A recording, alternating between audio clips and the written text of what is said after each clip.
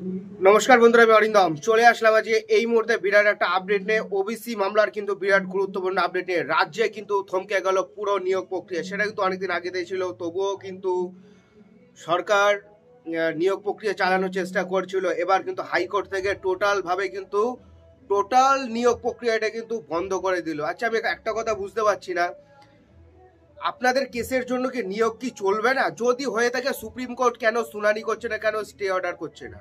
এত বারবার ডেটের পরে ডেট কেন হচ্ছে?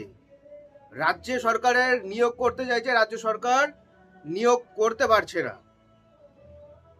বেকার ছেলেমেয়েরা রাস্তায় আন্দোলন করছে, রাজ্য সরকার বারবার বলছে ওবিসির জন্য আমরা নিয়োগ করতে পারছি না, ওটা উঠে গেলে আমরা নিয়োগ করবো, সেটা হোক প্রাইমারি টেট চাই পুলিশ।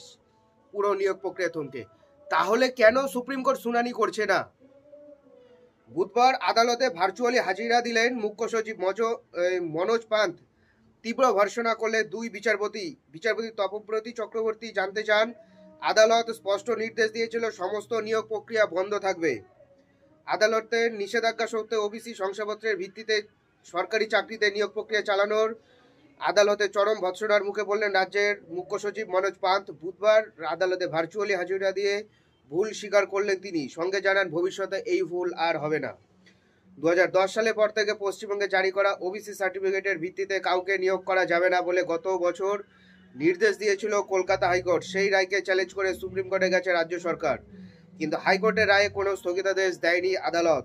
তারপরেও ওবিসি সার্টিফিকেটের ভিত্তিতে রাজ্য নিয়োগ প্রক্রিয়া চালানোর অভিযোগ ওঠে রাজ্য সরকারের বিরুদ্ধে।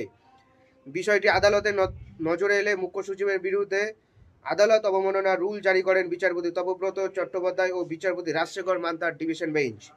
আদালত ভার্চুয়ালি হাজিরা দিতে নির্দেশ দেন মুখ্য সচিব মনোজ পান্থকে। আদালত ভার্চুয়ালি হাজিরা দিলে মুখ্য সচিবকে তীব্র ভর্ৎসনা করেন দুই বিচারপতি। কেন তারা নিয়োগ করছে? কিভাবে নিয়োগ প্রক্রিয়া চালু হলো? রাজ্য সরকার কি নিয়োগ প্রক্রিয়ার উপর কোনো নিয়ন্ত্রণ নেই? জবাবে মুখ্য সচিব ভুল স্বীকার করে ভবিষ্যতে এই ঘটনা আর ঘটবে না বলে প্রতিশ্রুতি দেন।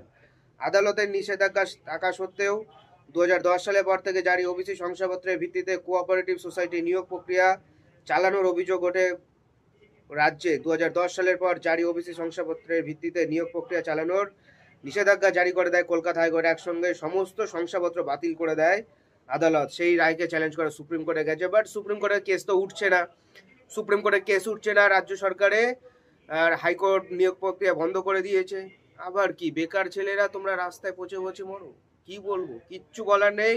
সুপ্রিম কোর্ট যুগ যুগ জিও। এটাই ছিল আজকের আপডেট। এর কারণে পাওয়ার জন্য চ্যানেলটা সাবস্ক্রাইব করুন। দেখা হচ্ছে পরের ভিডিওতে। ভালো থাকবেন সবাই। নমস্কার, জয় হিন্দ, বন্দে মাতরম।